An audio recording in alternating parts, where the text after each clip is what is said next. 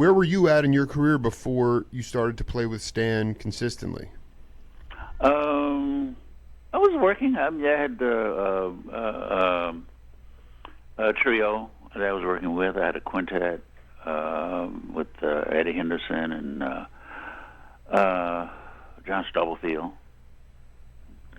So I was doing stuff around New York. I wasn't traveling a whole lot. I was traveling some. Right. So it was mostly trio and the quintet that I was doing at the time. Right. Yeah, he just called me, and at the time he was doing a artist in residence at Stanford University. So he called me to come out there and play some concerts. We did a recording out there in Palo Alto for I forget the name of the label. It was Asian guy, Herb Wong. Herb Wong, yeah, his label. So, and then after that, I started working with him more and more, doing summer tours with him. And I was with him just about to the end. Can you talk about your relationship with him when you got to know Stan? I mean, he was a very charismatic person, but obviously was he drinking a lot of seaweed water at that point? Well, he wasn't doing much of anything. He obviously gotten past all of his habits. So he wasn't using any drugs. He wasn't drinking at all. Only thing he was doing was smoking cigarettes, which he could never give up. Right. This was when you first, and this was when you got to Stanford. That's where he was at. Yeah. He was. He was doing okay. In terms of that stuff. I know he went through. While I was with him, he was going through a pretty bad divorce. But other than that, he was cool. He was very cool. Can you talk about his communication on the bandstand and what made him different from anybody else that you worked with as a leader? Yeah, he wasn't really. He didn't say that much on the bandstand. He really didn't. He didn't say that much on the That's bandstand. what I'm saying. My generation is more obsessed with verbal communication, so I'm talking about nonverbal communication. And he would just look at you or give hand signals, or if he wanted to end the solo, he would have a way of letting you know, without being too obvious. But it was mostly nonverbal communication. A look, a nod. Can you talk about how he exhibited love to you? Well, just in his attitude. He was just a very kind person. Can you give an example? And then one of the things he did for me, when I was with him, for instance, that my wife's mother was very ill, and I wound up having to leave the tour to come back to New York. And as it happened, she passed away while I was here. And so I was going to go back after that memorial service and all that. I was going to go back to join Stan.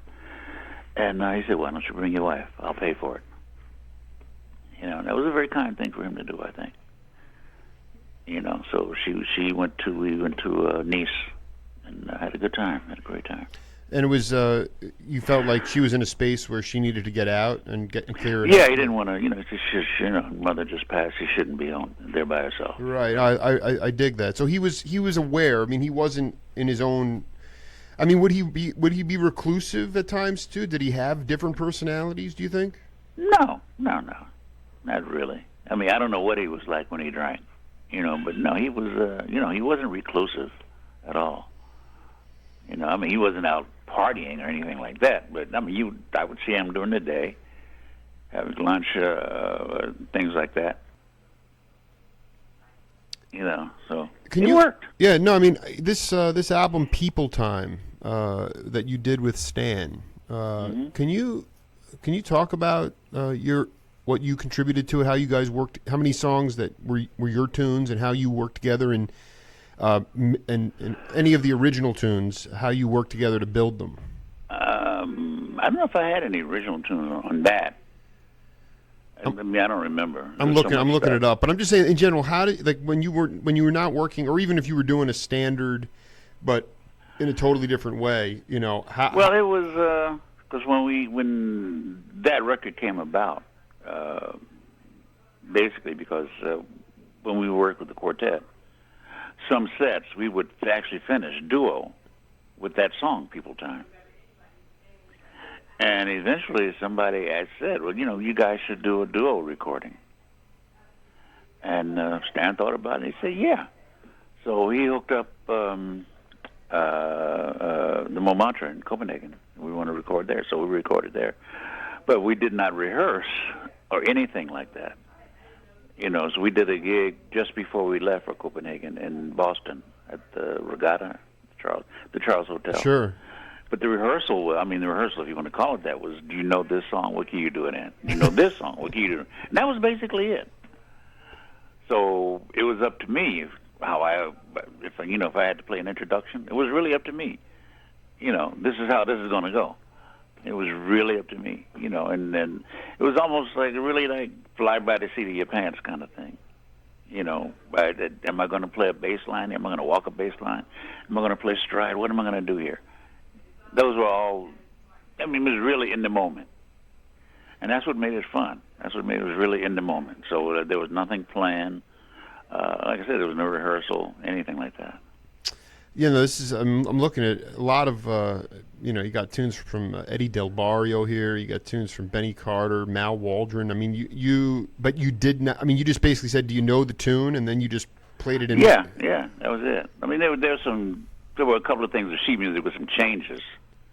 But we didn't rehearse them, you know. Was even when you first started with Stan, was he ever? He was not somebody who liked. Did he really want to rehearse that much? He just kind of wanted to go out and hit it. No, I don't think he was. He wasn't really into rehearsing too much. Yeah, so how did it? We didn't really rehearse a lot. Yeah, no, I mean, like, do you feel like that lent itself to the music being edgier or it burned more because you just weren't playing it out a million times, or would you have preferred? Well, I think it was certainly much more spontaneous, you know, in that there was no set outline. You know, even the same tune, we could do the same tunes, and it would be different tempo, different introduction. There would always be something different about it. You know, so I mean that's part of it, trying to make it as different as possible. Can you give an honest? I mean, jazz is an African American art form, you know, and Stan obviously was right up there with, you know, major titans of the music. Right. But you know, was he respected? Did amongst the African American jazz community, did they take him seriously? I've already talked to some cats who, you know, sort of delineate between him. They're like, no, I'm more of a Coltrane guy. I know Clark Terry thought he was a jive racist. And I know you had a very close relationship with him. But, you know, objectively, did Stan really feel in his own mind that he was respected by the burning jazzers from the African American community? Oh, I think he was. I think he was respected. Can you give an example how you know? I don't know. I can't give you an example. I just, yeah, he was respected. You know, I mean, you can see it when people would be at, you know, at festivals, musicians, how they would react to his playing. You know, so he was respected. You know, now I don't know I don't know what he was like when he was drinking. So he may have been jive when he was drinking. I don't know. You know, alcohol and drugs, they really change your personality. You know. Right. Have you always been sober, or did you fight those demons as well? No, I never had a problem with any of that stuff. I never used drugs. You know, I drink every now and then. I have a cognac. You know. No, I mean Stan. I mean, he really. So the divorce was really eating at him, though. You think that was the hardest thing for him? Well, that was certainly a big thing. You know, that was a very big thing for him. You know, because it was about money as well. You know. What was his view on money? I mean, was he very generous with you with money? As generous as anybody else. Yeah. You know. Actually, I remember one situation we had some days off. This when Ben Raleigh was in the band. We had some days off, and it never occurred to me to do it. But Ben said, we have all these days off. You should give us a per diem. A daily stipend. Yeah, for the days that we have. Well, for the days that we have off. Right. And he did. Right. He did. So I mean, he probably never even thought about it. Can you? Okay. When you